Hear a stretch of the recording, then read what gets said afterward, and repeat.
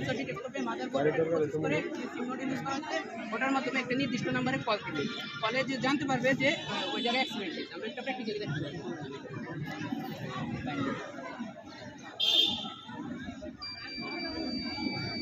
Accident হয়েছে, এখানে alarm বাজতেছে, এখন কিছুক্ষণের মধ্যে ওটা বন্ধ হয়ে যাবে।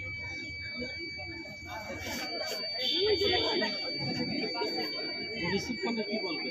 রিসিভ তো এখানে স্যার যাবে না, মানে এই নাম্বারটা ইমার্জেন্সি হিসেবে সেভ করবে, কল আসছে মানে হারিয়ে থাকে কিছু সামনে আসে।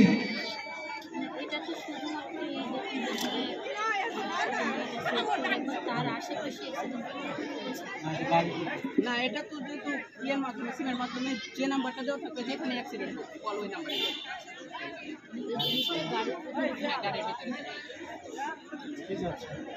এরপরে আমাদের দেখি। আসসালামু আলাইকুম।